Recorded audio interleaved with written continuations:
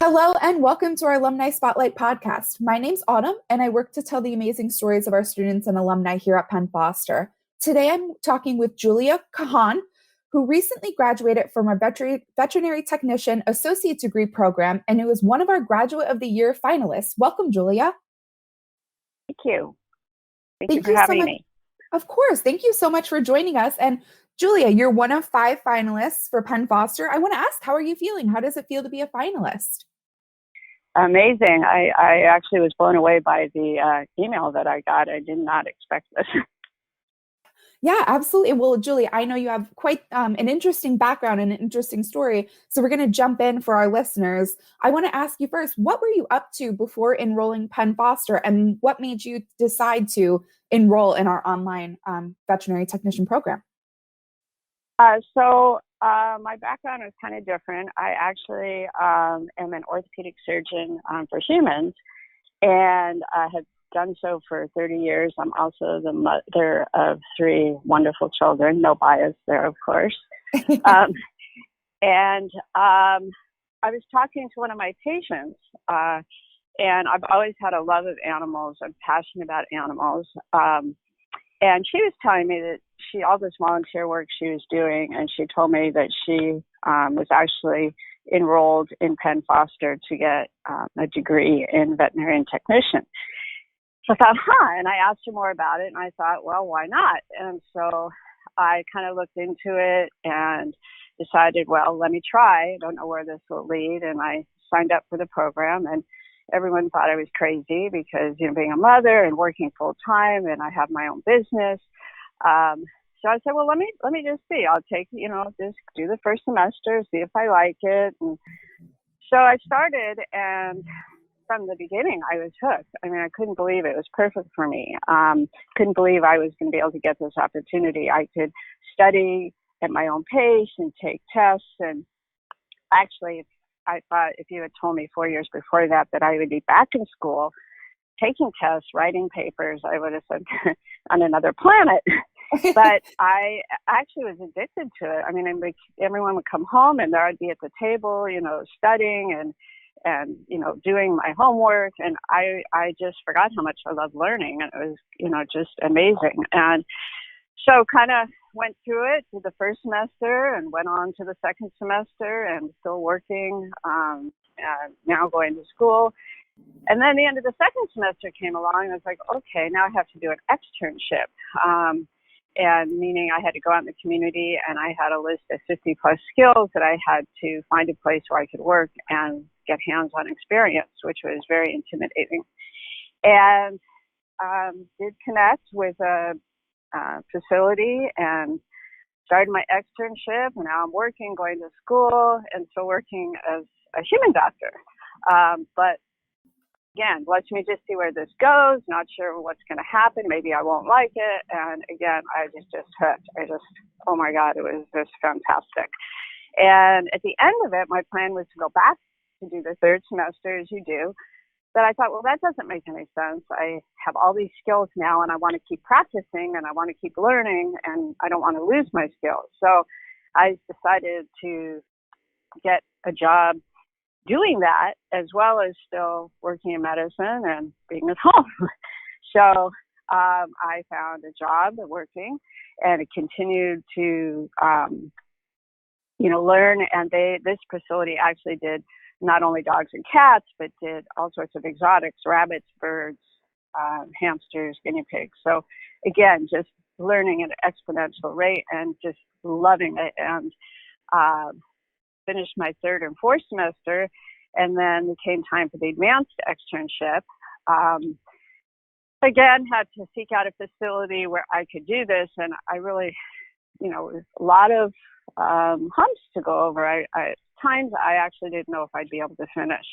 It wasn't all easy, as though I was very enthusiastic and loved it. It was difficult, and Penn Foster just made this happen. I couldn't believe that I was going to be able to fulfill a dream. And they had teachers available when I needed it, lectures that I could access. And they referred me to, you have to do in the program what's called a large animal externship, where you have to work with large animals, cows and goats and that kind of thing. And they provided an avenue where I could actually do this as well, which just blew me away. So long story short, I was able to complete the program, a dream come true. I now am leaving medicine and working as a veterinary technician in a small animal facility, which I absolutely love. And I'm also volunteering at a nonprofit farm, working with large animals. And they teach programs in environmental sustainability and just working with their cows and their goats. And that's my story.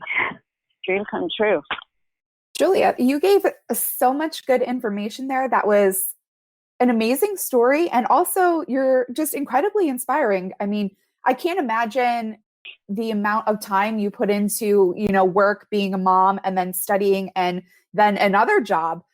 You're really quite incredible. And I love your passion for learning and how driven you were to succeed in not just one career, but then, another career, and make that your passion. Well, thank you. And I just want to say, that it enabled me to take my love of medicine and apply it to animals, which I'm just so passionate about. And the other thing is that I never dreamed at my age, which is 59, Still young. that I would, 59, that I would be able to go back to school among all these people and work with people who have been in school more recently and still remember how to study, how to write papers, how to take tests. It just kind of blew me away. So it's never too late. And again, I don't mean to be sappy here, but I really do think Penn Foster, because I couldn't have done it any other way. I couldn't have, physically gone somewhere else. This is my home, and sat in a classroom every day. I just couldn't have done it. It's just that I didn't have that kind of freedom. So to be able to do this at my age, I feel good about my life. So, yeah.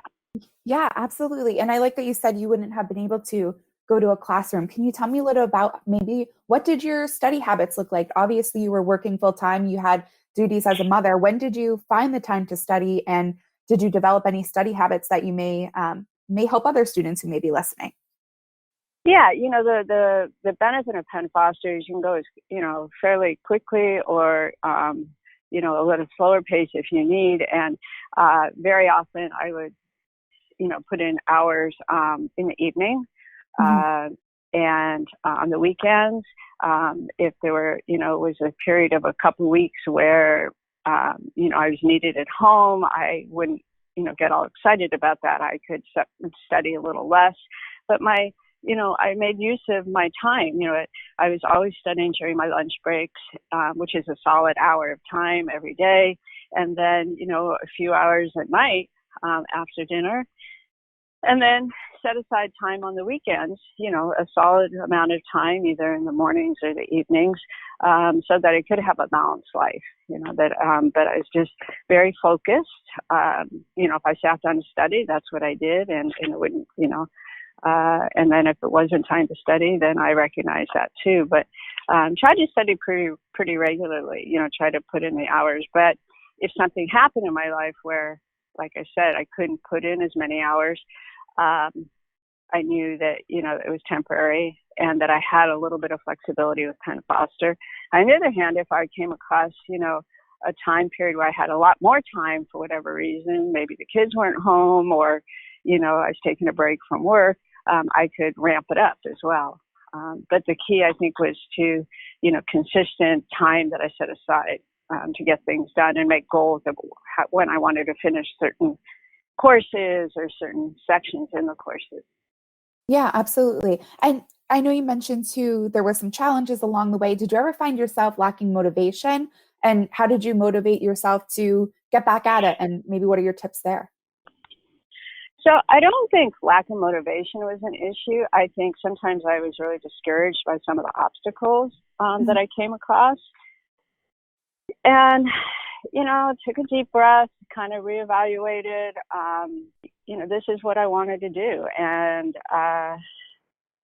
talk it out, talk to professors. I think just taking a step back and just saying, get a bigger picture. This is really what I want to do. And I have the, tools to do it, and just find a way around the hump or the obstacle, or change what the obstacle was. Yeah. So it's, I always wanted to do it. I just wasn't always sure I was going to be able to do it. Yeah. And I know you mentioned talking with professors. How did reaching out to instructors help you? And how did Penn Foster, help you find some of these externship places that you had the opportunity to work with?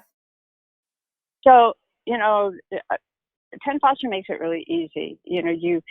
They're always listing emails and phone numbers of professors. And so if I was taking a course and I didn't understand an assignment, or I didn't understand something, you call, you ask to speak to, you explain your problem, and then they connect you with the professor, and you can talk directly to the professor. And if somebody couldn't help you, they would put you on hold and, find someone who, whatever your question was, was the appropriate person. So that was that answer. And then the large animal externships, they have developed a kind of a referral base for large animal, what they call fast track. And it's where you go for a period of time, usually 3 days, and you have, I don't remember how many skills, it might have been 16 skills. I think everyone's a little different, but a lot of times these are alumni from Penn Foster, so they know what you need to learn. Mm-hmm. And so they're very organized. They know exactly the skills, and you have to make a lot of videos. And so they know, what needs to be captured in the video. And they're, so it's a very structured, very organized, and it's a really intimidating thing that you have to do, because it's not that, available if you're living in a city. And so, a lot of times you have to travel to these places, and if you don't get it right, you have to go back. So, but usually it's alumni that have been through the program, or at least the one I went to.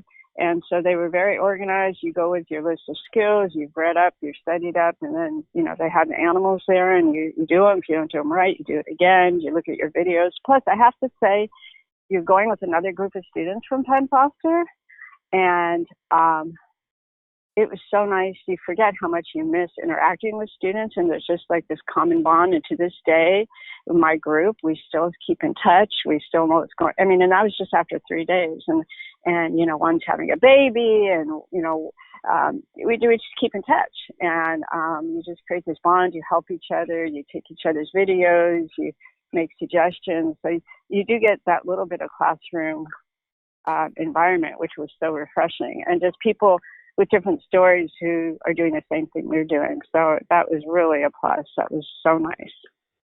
Yeah, and I love that our vet tech program is really such like a big family. So I love that you mentioned that you were able to, be somewhere, an externship place that, had an alumni there, and you were able to meet other students. I really think the vet tech program specifically, Penn Foster is like a big family in general, but the vet tech program, it's a really close-knit community of students and alumni all continuing to connect with each other and reach out to each other and support each other. So I'm glad you mentioned that, Julia. Yeah, and especially for an online program, that was just so special. That was really special. Absolutely. And Julia, you obviously had a passion for animals before, or at least love for animals before you started. How did you switching from a people doctor to leaving that field and pursuing a vet field? How was that, and how did Penn Foster help you take the next step there?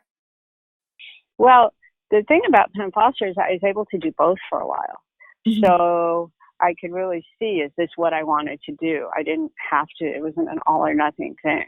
And once I got that exposure, for me, it was a no-brainer. I love medicine, but I've been doing it 30 years, and I I wasn't passionate anymore. You know, I've been doing it so long, and I enjoyed work, but the difference in how I felt, you know, either studying about the animals or actually doing the hands-on, Penn Foster afforded me that ability to do both at the same time and compare how I felt, and made me more sure of my decision, because my decision wasn't concrete when I first started. You know, it was kind of like, well, let's see where this goes.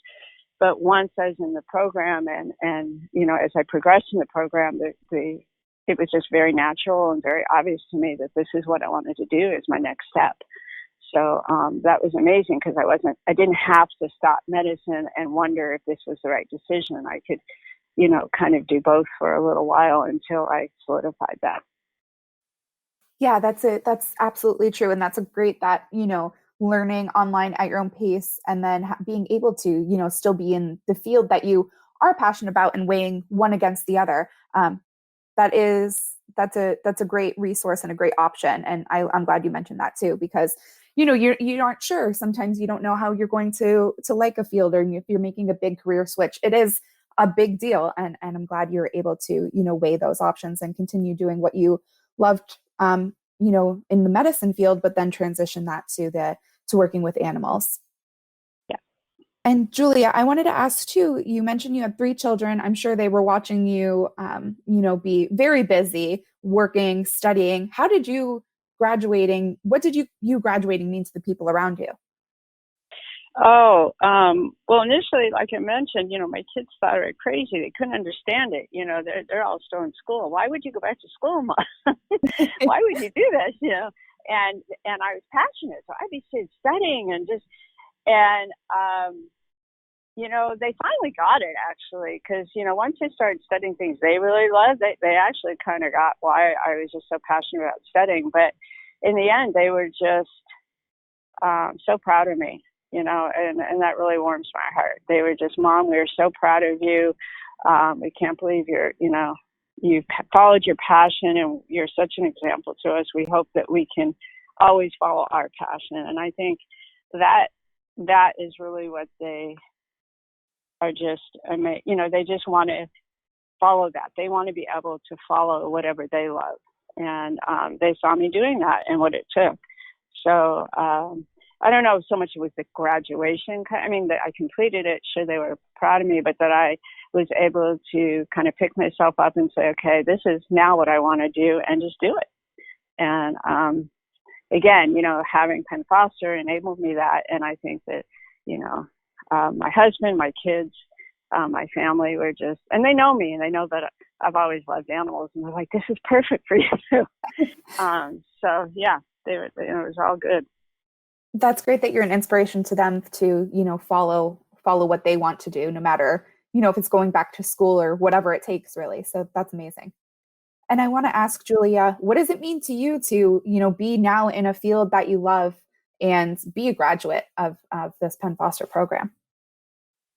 I just, like I mentioned, I feel so good about my life. I'm doing what I want to do, and that it was hard. It was really hard, and that I was able to stick with it. Because, I don't mean to be repetitive, but there were just times I just didn't know if I was going to be able to finish it. Was I going to be able to find a large animal externship? Was I going to be able, to pass all the tests? And so, to be able to finish it, and again, I don't keep meaning to bring up my age, but at my age, to be able to re-energize in something that I could foresee myself doing for a long, long time, and the variety, I can work in a nonprofit and work with kids and be showing them how we treat the cows and milk the cows and give medications to the goats and take care, be able to do that and be up in the farm, and then still come down and be able to do small animal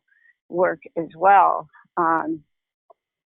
The variety of what I can do, and maybe go into some shelters, that I'm looking at all the different options in the future that this career affords me. But, right now I'm just newly graduated. I'm getting more experience, but